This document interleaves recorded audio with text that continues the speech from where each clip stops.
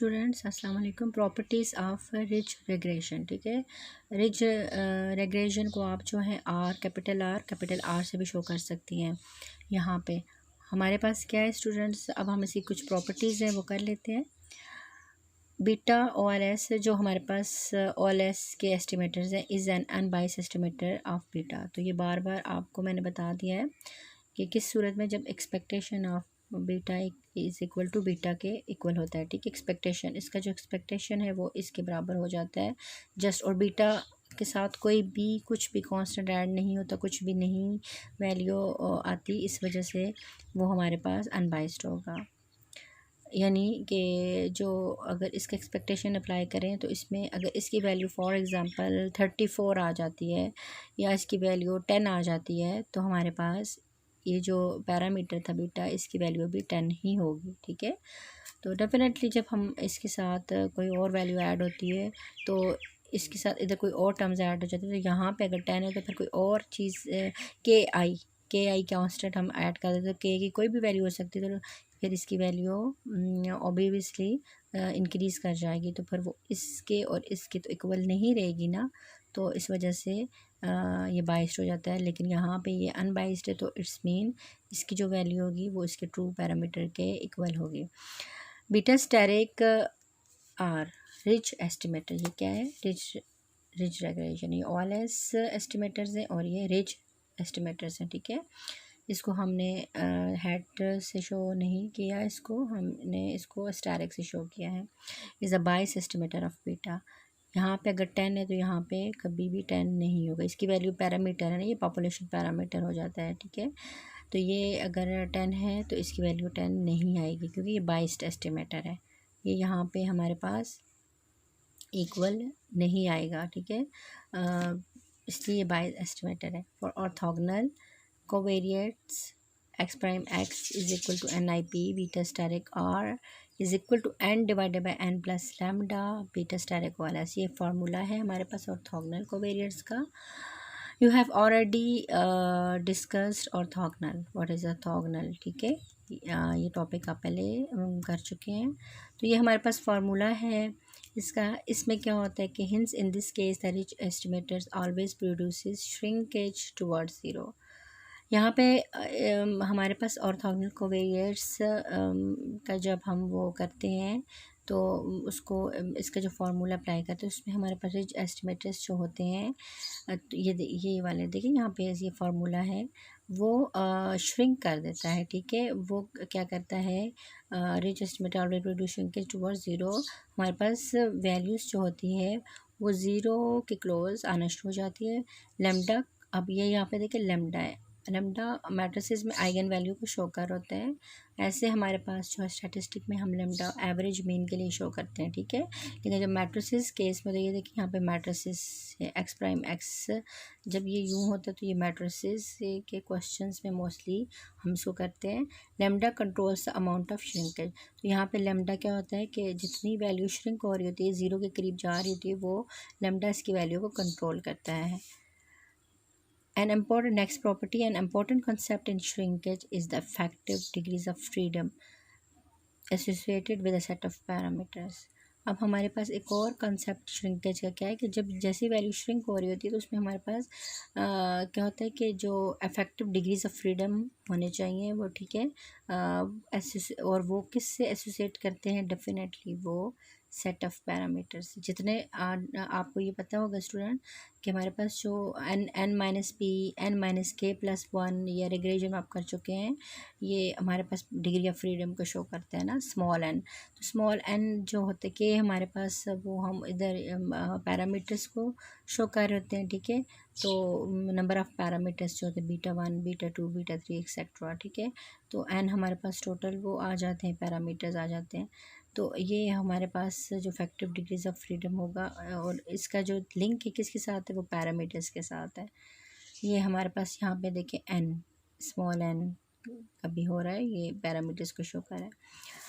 अच्छा students, next if we choose lambda is equal to zero, अगर हम lambda की वैल्यू ज़ीरो लेते हैं, लेमडा यहाँ पे देखिए लेमडा ज़ीरो हो जाता है, तो फिर क्या हो जाता है,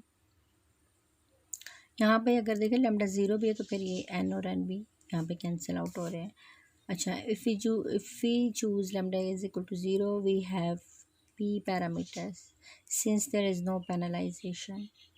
यहाँ पे मैं पेनलाइजेशन को आप समझाती हूँ, पेनल्टी, ठीक है। यहाँ पे कोई पेनल्टी नहीं लगती, यहाँ पे कोई कंट्रोल नहीं है, नो पेनलाइजेशन, कोई पनिश नहीं है। फॉर एग्जांपल ये इसके मीनिंग है, आप इसे समझ जाएं कि लैम्डा की वैल्यू अगर ज़ीरो है तो हमारे पास जो हमारे पास पी पैरामीटर्स हो सकते हैं। पैरामीटर पे कोई लिमिटेशंस नहीं है, कोई बाउंडनेस नहीं है, ठीक है।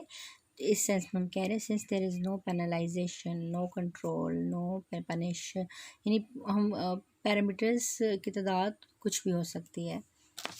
अच्छा, नेक्स्ट स्टूडेंट्स हम करते हैं, पेज नंबर 7 पे जा रहे हैं। इफ़ लेमडा इज़ लार्ज, और अगर हम लेमडा की वैल्यू लार्ज हो जाती है, the parameters are heavily constraint and the degrees of freedom will effectively be lower, tending to zero as lambda goes to infinity. अब स्टूडेंट्स यहाँ पे ये वो बात हम कह रहे हैं, पहले हमने लिखा था लैम्डा ज़ीरो है तो हमारे पास कोई पेनल्टी नहीं है, कोई पेनलाइजेशन नहीं पैरामीटर्स पे, उस पर कोई कंट्रोल नहीं है, ठीक है, कोई लिमिटेशन नहीं है। लेकिन अब यहाँ पे हमारे पास लैम्डा जो है वो इन्फिनिटी तक जा रहा है, वो ज़ीरो से ग्रेटर हो रहा है, तो हमारे पास क्या है, जो देखिए लैम्डा जब लार्ज हो जाता है तो पैरामीटर्स हमारे पास क्या है, उस पर काफ़ी लिमिटेशंस लग जाती है, कॉन्स्ट्रेंट, ठीक है।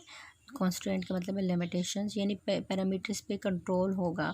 And degrees of freedom will effective, और तो फिर डिग्री ऑफ फ्रीडम भी कम हो जाएंगी, और यानी कि कहाँ किस तरह, टेंडिंग टू ज़ीरो, यानी ज़ीरो की तरफ वो क्या हो जाएगा, ज़ीरो की तरफ श्रिंक हो रहे होंगे, ठीक है। Since the ridge estimator is linear, अब नेक्स्ट प्रॉपर्टी क्या है कि अगर हमारे पास रिज एस्टिमेटर क्या है, linear, it is straightforward to calculate the variance covariance matrix. अगर रिज एस्टिमेटर्स लीनियर, आपको पता है ना लीनियर क्या होता है, ठीक है। लीनियर भी एक प्रॉपर्टी है, लीनियरिटी एंड बाइसनेस, ठीक है, और ब्लू वगैरह, ये सारी प्रॉपर्टीज़ हैं। लीनियरिटी में भी आपको पता होता है कि जो आपके पास पावर्स हैं और वो मतलब उनकी वो 1 डिग्री होता है, ठीक है। अच्छा, इट इज़ स्ट्रेट फॉर, तो हमारे पास क्या हो जाता है स्टूडेंट्स, यहाँ पे इस केस में हमारे पास वेरिएंस कोवेरियंस मैट्रिक्स कैलकुलेट करना, मतलब वो सिंपली हम कैलकुलेट कर लेते हैं। ये फार्मूला है इसका, देखिए ये हमारे पास यहाँ पे क्या है, बीटा स्टार का ये रिज एस्टिमेटर का वेरिएंस अगर इस तरह, तो ये हमारे पास यूँ आएगा, ठीक है। ये फार्मूला इस तरह आ जाएगा। अब इसको, ये प्रॉपर्टीज़ है, बस सिंपली इसको आप देख लें, इतना डीप पे ना जाएं, तो समझ आ जाएगी, आपको 3-4 बार पढ़ेंगे। अब लास्ट इसका हम टॉपिक करते हैं, advantages of the ridge estimator या रिज रेग्रेशन, ठीक है। Ridge regression beta static r is better than OLS in case of existing of multicollinearity. Students, आप पढ़ चुके मल्टीकोलिनैरिटी क्या होता है, ठीक है। प्रिडिक्टेड वेरिएबल्स का आपस में जो रिलेशनशिप है, ठीक है, वो उसकी वजह से वो मल्टीकोलिनैरिटी एग्जिस्ट करती है। तो लेकिन वो OLS एस्टिमेटर में जब वो मौजूद होती है मल्टीकोलिनैरिटी, तो वही बात है कि वो वेरिएंस पे भी इफ़ेक्ट कर रही होती है। लेकिन यहाँ पे हमारे पास क्या होता है कि रिज रेग्रेशन जो है वो मल्टीकोलिनैरिटी की एग्जिस्टेंस के बावजूद जो है वो बेटर होता है ऑर्डिनरी लीस्ट स्क्वायर एस्टिमेटर से। Are mean ridge regression have smaller standard deviation than OLS। तो हमारे इस केस में क्या हो जाता है कि रिच रेग्रेशन की वजह से हमारे पास रिच रेग्रेशन जो हम एस्टिमेटर्स यूज़ करते हैं, जो हमने KI कांस्टेंट यूज़ किया था ना, ठीक है, उसकी वजह से ये क्या होता है कि हमारे पास इसका स्टैंडर्ड डेविएशन हमारा रिड्यूस हो जाता है OLS एस्टिमेटर्स की बनस्बत। Ridge regression have smaller MSC of regression coefficients than OLS। हमारे पास जो रेग्रेशन कोफिशिएंट्स होते हैं, बीटास की बात करेंगे, अल्फ़ा वगैरह जो भी नोटेशन आप यूज़ करते हैं, उसमें हमारे पास क्या होता है कि उसका मीन स्क्वायर एरर स्मॉल होता है बनिस्बत के as compare to OLS estimators, ठीक है, और ordinary least square estimator. Are have larger R square coefficient of determination than OLS। अच्छा, हमारे पास ये भी एक एडवांटेज है कि जो रिज रेग्रेशन का जो कोफिशिएंट ऑफ डिटर्मिनेशन है आर स्क्वायर, ये मोस्टली आप कोरिलेशन में भी करते हैं ना, ठीक है। आर स्क्वायर का जो फाइंड करते हैं वो ऑर्डिनरी लीस्ट स्क्वायर एस्टिमेटर से ज़्यादा होगा, ये एक एडवांटेज है। The ridge regression estimator beta static r doesn't provide a unique solution to the problem of multicollinearity.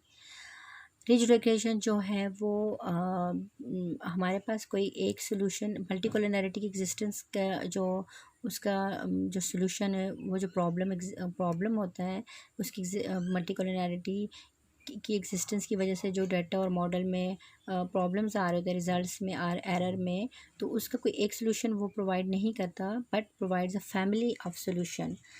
This बहुत सारे सोल्यूशन प्रोवाइड करता है। This solution depends on the value of के, और इसके जो सोल्यूशंस हैं वो किस पे डिपेंड करते हैं, के की वैल्यू पे। यहाँ पे हमने सबसे पहले कहा था स्टूडेंट कि जो के की वैल्यू है वो स्टेबलाइज करती है, ठीक है ना। एंड हेल्पफुल फॉर द, किसको स्टेबलाइज करती है, रिज एस्टिमेटर्स को, ठीक है ना, यहाँ पे, और वेरिएंस को। And helpful for the reduction of large variance. हमारे पास ये क्या है कि यहाँ पे वो जो लार्ज वेरिएंस होता है उसकी रिडक्शन के लिए ये बहुत हेल्पफुल होती है, एक के की वैल्यू, और यहाँ पे उसकी वजह से एस्टिमेटर्स जो हैं, ठीक है, वो वेरिएंस एरर को रिड्यूस कर देते हैं।